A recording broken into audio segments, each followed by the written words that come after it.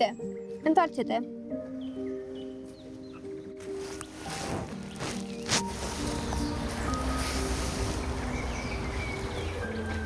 Totuși, eu nu sunt evreu. O să le spun despre tine. Pregătește-te, îi vei întâlni.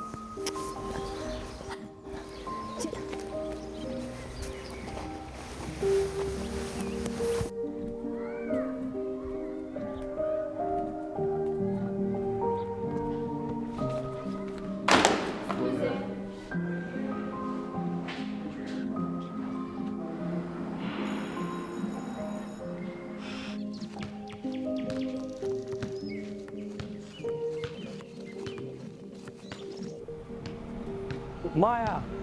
Hei, Maia! Te strig la vreo 3 străzi distanță. Școala aia te pune să gândești prea intens, sau ce? Frate, ți-ai ieșit de tot din formă, uită-te la tine, cât ca naiba.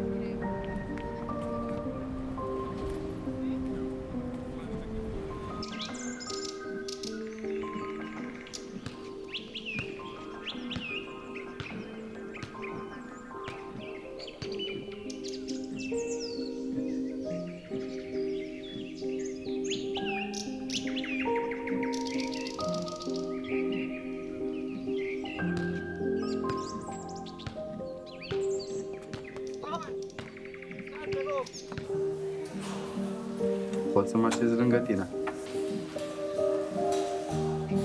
O să urmăresc lecția cu tine.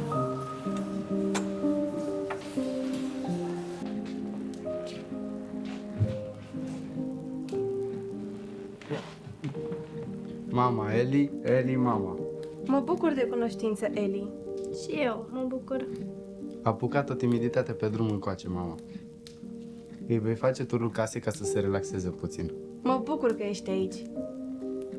Eu o să-ți cunosc vreodată familia. Odinioară, credeam că familia mea va accepta pe oricine, indiferent de culoarea pielii. Însă, acum nu mai sunt atât de sigură de asta. Mă sperie. Adică, într-un fel, chiar nu vreau să știu. Dacă vom fi împreună, va trebui să afli. Și, în orice caz, pe unde te-ai dus în weekenduri? Mă duc mai ales prin Central Park, pe vremea cu niște tipi de la Percy. Să ai grijă pe acolo, să nu fugi. Acum sunt alte vremuri, tată. Nu sunt chiar atât de diferite.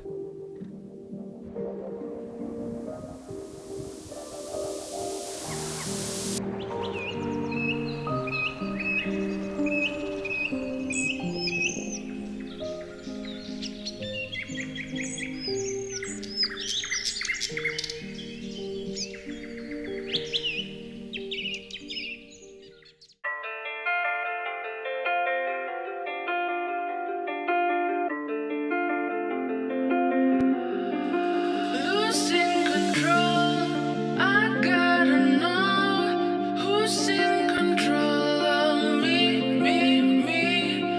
Losing control, I'm gonna explode. Can you bring it back to me?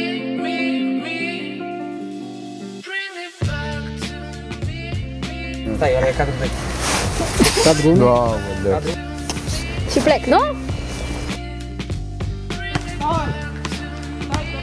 Al câtelea e ăsta de l-ai mâncat? Al treilea. Ah. Nu mă lăsați să nu râd. Gata. Citește! A fost 2 cruci.